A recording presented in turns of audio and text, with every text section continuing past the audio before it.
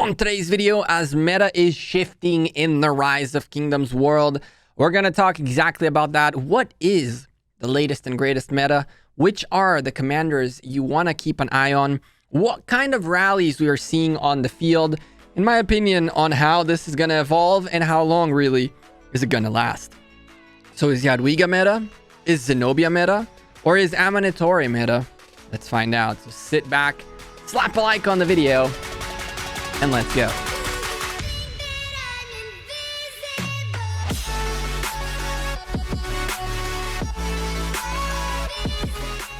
Hey there, YouTube. Welcome back to Gekko Gaming. Now, before we start, I'm going to say this off the bat.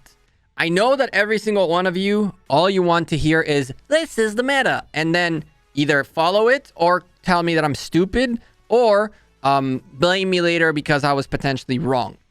This is not that kind of video. I'm not that kind of content creator. I'm not going to be here telling you this is the mathematics and this is the mechanics and I'm actually talking to you more about the way human minds work in this game over the mechanical part of it. So just in case you're looking for a concrete answer, you're not going to get it here, but you are going to get a good train of thought that you might want to listen to. Before we start though, a quick word from our sponsors. This video is brought to you by the makers of Infinite Galaxy. Infinite Galaxy is a mobile strategy game that takes place in space. You've been enlisted as a spaceport general and your job is simple. Grow your spaceport, your space fleet, and engage in combat with other players and environment elements across space. You will command a set of crew members, flagships, and warships, which will help you conquer space. And with the help of your alliance and alliance mates, you can defeat spaceport defenses, claim star systems, and expand your footprints in space. Whether you're a player versus player or player versus environment enthusiast, a spender or a free-to-play player, Infinite Galaxy has all is needed to cater to your gaming experience. Check it out using the link down below, and thank you again to Infinite Galaxy for sponsoring this video. All right, so with that out of the way, let's talk about the meta in Rise of Kingdoms and answer the one simple question. What is the meta? And the answer is garrison. Garrison meta will forever reign supreme, and I think that the garrison is going to actually, for the first time in a while, not really be what leads the charge, but rather what is the secondary thoughts. And you might, again, it sounds like I'm contradicting myself. Like Gekko, you just said the meta is garrison, but it's the second one in line. But hear me out. For a very long time in Rise of Kingdoms, the top tier rallies were cavalry and then infantry. And they will remain that. Next cavalry commanders, I'm already telling you this. Next cavalry commanders, all of this is going to go to the garbage and we're going to go back to infantry garrison. Because that's what happened every single time. There's going to be a new, potentially a new, not conquering leadership garrison commander that's going to be very, very good. Shout out to Arrow. He mentioned that. He thinks that's what's going to happen. So I like that idea. And then everybody's going to shift to that. That's not going to be breakable. Then there's going to be a Chandragupta XY type of, Chandragupta William type of drop.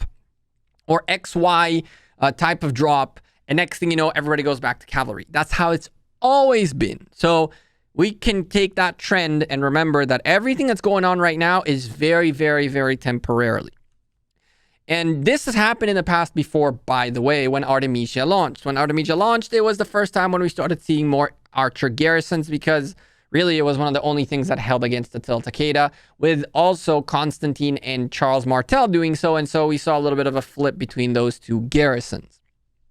But in the current scenario in Rise of Kingdoms, we find ourselves with 3 walls. And these walls are not unbreakable walls, but they are walls nonetheless. The good old bolt and chain, or ball and chain, I guess, sorry about that, our girl Zenobia. And curiously enough, they're all ladies.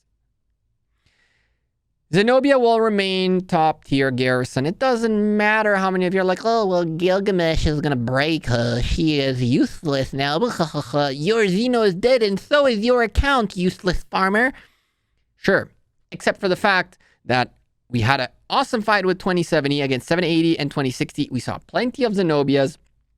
We garrisoned with plenty of Zenobias against plenty of Gilgamesh Nebus, Gilgamesh Ramses, and Gilgamesh, and ended up trading positive. At the end of the day, there's a lot more factors than the dry simulator, calculator mechanics that we've been seeing get a rise of popularity as of late. Zenobia will remain top tier, and it doesn't matter what you say about it. You'll see it on the field. And the only time you won't see it on the field is when you will have someone that is top tier. And while there are kingdoms out there that have one or two top tier people, or even 3 or 4 of those, we have already realized that in these games nowadays, in the way the wars are happening, you're not launching as a kingdom 3 to 4 rallies and that's it. You have 3 to 4 rallies going on per alliance almost. And so there's not going to be enough top tier that's going to break all of Zenobia's, which will mean Zenobia will still be able to hold against a lot of situations. I think she will remain as part of the meta. Another part of the meta is Amanitore, who is breakable by cavalry and is pretty much holding up against almost everything else. We have seen, curiously enough, a report of a Pakal who did decent against her, although that shouldn't be a thing, but I guess there was a discrepancy in gear.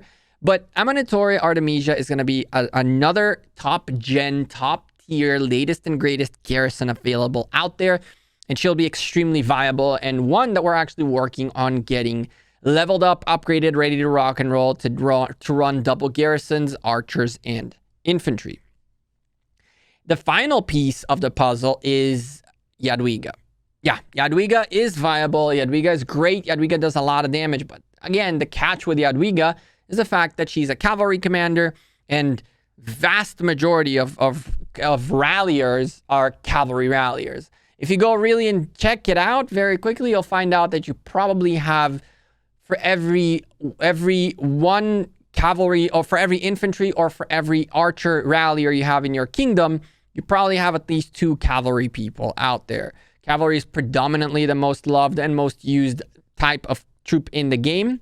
And so Jadwiga has actually this disadvantage because the majority of people want to be the rally leaders with the cavalry and not the garrisoners. Now, you need to understand one very important thing.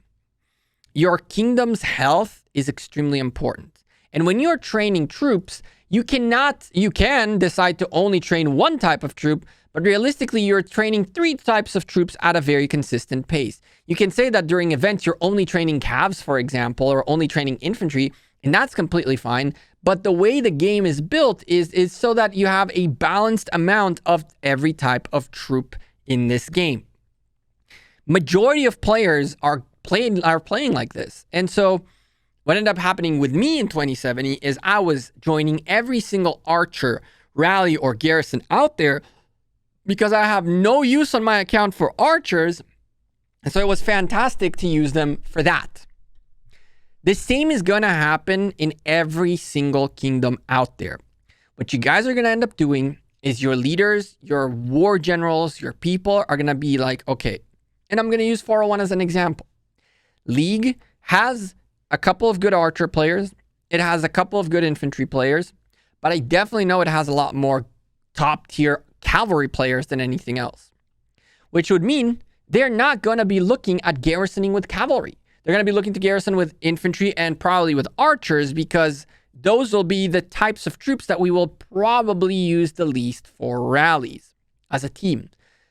Tien, on the other hand, have a few very good archer players. I believe they also have a few very good cavalry players, but they have also one of the strongest Pakal heralds out there. And so if I were to gamble, I would say that Tien will be more of either Zenobia or Jadwiga garrisoners, while they were rallying with their archers and rallying with their infantry to plate their strengths. Most of the comments that I've seen and people speculating the meta have said that essentially the garrison is going to look at what's rallying it and then change based on that. I think it's going to be completely the opposite. People are going to garrison with what they garrison. The rally is going to see what's in the garrison, and they're going to adapt their own rallies according to the garrison. And the way the garrison is going to be set up is based on, first of all, what our strengths are on the attack, and then defend. The best defense is a good offense. And so that's what's going to happen. what does that mean for us? What does that mean for you if you're looking to be a garrison captain? First and foremost, for the first time in a long time, if you have all 3 types of troops and all 3 types of equipment, you can actually garrison with almost anything, and you can be even more useful to your team than ever before. In my case, I don't have enough cavalry equipment yet, and I've never really invested in cavalry equipment, so I'm very low on those blueprints. But now I feel like it's time to start also working on that cavalry garrison, because we will need to unlock Jadwiga and have the ability as a top tier garrisoner to provide the best garrison we can of any type of troop for our team. This also means you should be fighting for skins from Zenith of Power. You should be fighting for top placements in Mightiest Governors for all types of garrisoners. And you absolutely want to get the leadership garrisons, because currently the one factor that is common between Jadwiga and Zeno is YSS. And there's only one YSS. So you're going to want to make sure that when the next YSS comes out, you have him available so that you can increase your garrison even further. To conclude, I do think that the garrison has shifted. It's no longer the impenetrable wall of Zenobia. However, Zenobia is still a very strong wall to break nonetheless. It is not as simple of, oh, just do a Gilgamesh Manabu rally. It don't work. I'm telling you, it's not as simple. But she is breakable more than she was before, and she was breakable before too, by the way.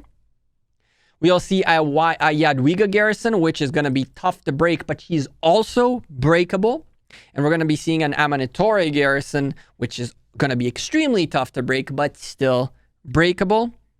And I think that even though the meta is going to be sort of a garrison meta, because everybody's going to try to defend as much as they can, maybe, just maybe, we're going to go back just for a little bit to garrison secondary rally primary meta. And from there, when the Cavs come out and they wreck Amanitore, and then there's no point in garrisoning with Amanitore anymore, and everybody wants to rally with cavalry again, so there's no point in garrisoning with Jadwiga, because you run out of cavalry and that's it. And it doesn't matter how much people are telling me, oh, I'm just going to tell my kingdom to train more cavalry. It don't work unless you're a big spender, and then it doesn't matter.